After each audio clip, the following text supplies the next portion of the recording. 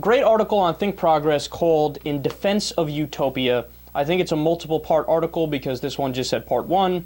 Part 2 has not been released yet.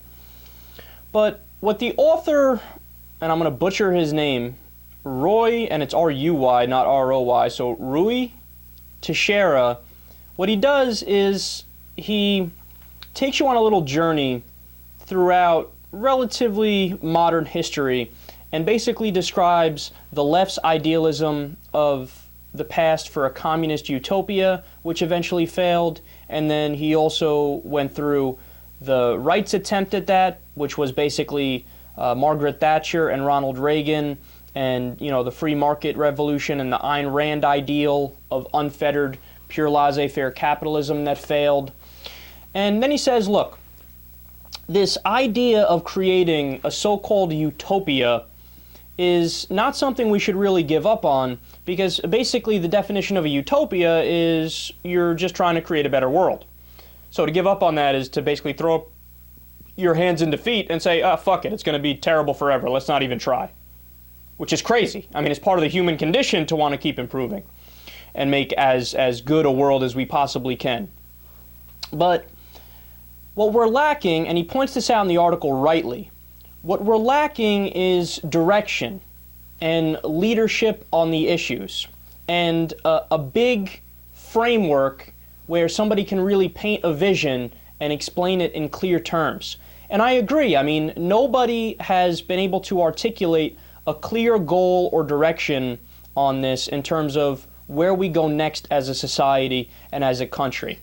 And again, just like he said, like, okay, going back, 1930s, 1940s, whenever, right, before communism was tried, and then when it was tried, it was like, that was a vision, that was an idea to strive for. Now, it didn't work, but there was a picture, there was an idea, and they tried. And it was the same thing with the Ayn Rand type mentality. It was like, all right, unleash capitalism, that was tried, and that failed as well. So I got to thinking, and maybe it's just the fact that I'm like a cheesy, corny idealist, or maybe it's the fact that I'd like to consider myself a pragmatist. And the only thing I came up with is that the only way we learn anything is through trial and error and learning about it empirically. And I thought, well, then what would be the next logical direction and what would be the next best thing to do, being that that's the case? And I think the answer is to steal from the best of both worlds. So what does the left wing have to offer and what does the right wing have to offer? It's this idea of a sort of militant moderate, or being a militant centrist or pragmatist. And I'm not talking about centrist, by the way, within the context of U.S. politics, because, U.S. politics is so insanely far right-wing and corporatist now that if you try to do the center in that spectrum, you're way far off there to the right. So I'm not talking about the spectrum in the U.S. That'd be crazy. That would be the false equivalency argument that I talk about all the time, which I hate, right? I'm talking about a centrist within the context of the world. So what do I mean by that? Let me try to describe it as well as I can. Well, what does the right wing have to offer us? Well, and some, progressives might disagree with me on this, but nonetheless, I move forward. So the right wing, I think, is overall pretty accurate on their take on human nature, right? So I don't agree with Karl Marx, and I don't agree with the doctrinaire far leftists who had come along and said, hey, look, from each according to his ability, to each according to his need. And of course, the old cliche that's used to describe that, or platitude, is it's essentially like trying to make the river flow in the opposite direction. Is it even possible? Probably not, right? So I think the right wing is correct in the sense that people on a more primitive level, and a visceral level, we're more greedy, we're more inclined to look out for our own good. Now, does that mean, by the way, that there's no examples of people being good people and people standing together in solidarity and moving in the right direction? Absolutely not. In fact, there's a trillion examples of that. But basically my point is, at our core, what are we? At our core. And at our core, I tend to lean a little more to the right on that and agree with them. So that's what they have to teach us. But then what is the left wing right about? Now, in my opinion, and those who listen to the show probably know this, I think the left wing is right about a lot more. I think that the left wing is fundamentally correct about our institutions.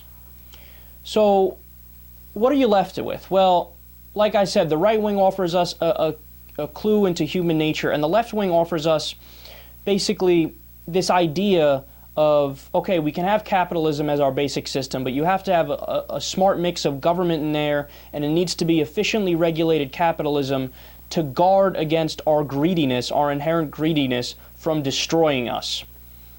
And government that guarantees rational priorities are met is an absolute necessity. So, without dragging on too much longer here, I just want to lay out in more concrete terms what I'm talking about. So, an ideal-like society, or a utopia-like society, it's not like there aren't places in the world that are kind of brushing on that idea and getting there and creating a world that really fosters as happy of human beings as there can be. Look, all we need is health care for all, for example. Make sure it's a right of citizenship, paid for by our tax dollars. Education, including college, for all people, to give people equality of opportunity. Not equality of results like communists might want, but equality of opportunity.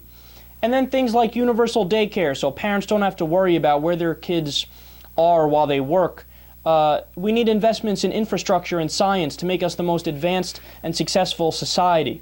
We need an absolute minimum of 6 weeks paid vacation by law because we're human beings, we're not spokes in a machine. We need a guaranteed living wage because if you work, society owes you back. It's a matter of common sense.